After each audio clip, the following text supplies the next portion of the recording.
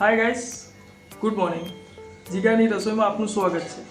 આજે આપણે બનાવીશું ભાખરી. પણ કેવી ભાખરી? બિસ્કિટ ભાખરી. ચાલો. સૌ પ્રથમ આપણે એક તાસ લઈ લઈશું. એમાં ઘઉંનો લોટ ચાળી લઈશું. ધીરે ધીરે ચાળી અને લઈ લઈશું. પછી એમાં સ્વાદ અનુસાર મીઠું ઉમેરીશું. સ્વાદ અનુસાર મીઠું ઉમેર્યા બાદ એને મિક્સ કરી લઈશું કે જેથી કરીને સ્વાદ એનો પૂરેપૂરો મળે આપણને.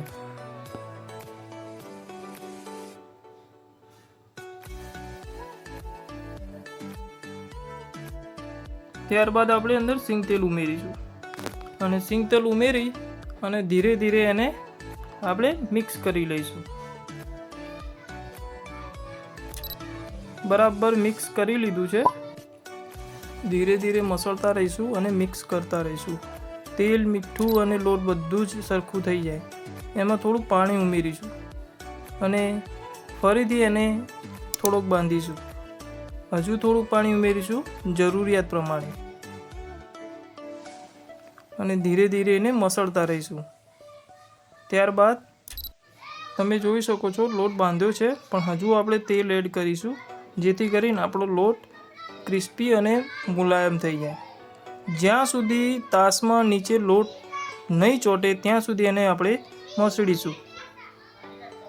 જોઈ શકો છો દોસ્તો, નીચે તાસમાં લોટ ચોંટતો નથી અને મુલાયમ લોટ તૈયાર થઈ ગયો છે આપણો.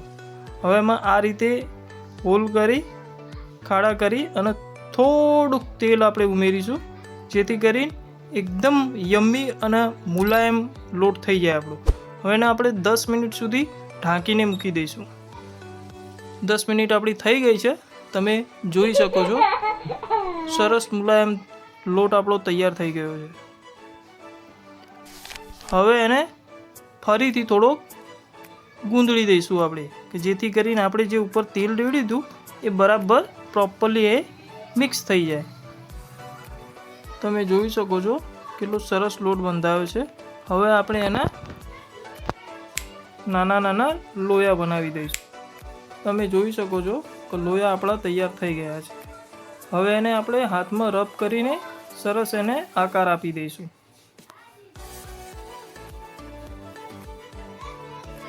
જુઓ સરસ તૈયાર થઈ ગયા છે. ત્યારબાદ હવે એ લોયાને આપણે ભાખરીનો આકાર આપી દઈશું. ભાખરી વણતા પહેલાં ઓરસિયાને આ રીતે સાફ કરી દેવું જેથી કરીને ધૂળ, માટી કે કચરો હોય તો સાફ થઈ જાય અને આપણા હાઇજીન માટે સારું છે. એ સાથે તમે વેલણ પણ સાફ કરી લેવાનું અને આ રીતે ઓરસિયા પર લોયો મૂકી અને ધીરે ધીરે વણવાનું છે. ઉતાવળ કરશો તો આકાર નહીં મળે અને સ્ટ્રક્ચર બી ખરાબ થશે એનું. જો આ રીતે આપણે તવા પર ભાખરીને શેકવાની રહેશે. પહેલી વારમાં થોડીક શેકશું એક સાઈડથી, પછી આપણે એને પલટો મારીને બીજી બાજુથી શેકીશું. કોઈ સાફ કપડું લઈને આને આપણે દબાવીને શેકીશું અને ધ્યાન રાખીશું સૌથી પહેલાં એની કોરની સાઈડ શેકવી પડશે. મને થોડી કડક ભાવે છે એટલે મેં થોડી દબાવીને ક્રિસ્પી અને ક્રન્ચી બનાવી છે. તમે જોઈ શકો છો આપણી ભાખરી તૈયાર થઈ ગઈ છે. સો ગાઈસ, આપણી ભાખરી તૈયાર થઈ ગઈ છે. હવે હું તમને ટેસ્ટ કરીને બતાવીશ કે ભાખરી કેવી બની છે. वाव, જોરદાર ભાખરી બની ભાઈ તમારી. रहा नहीं जाता, तड़प ही ऐसी है ना. આને કહેવાય બિસ્કિટ ભાખરી. अभी मजा आएगा ना भिड़ो.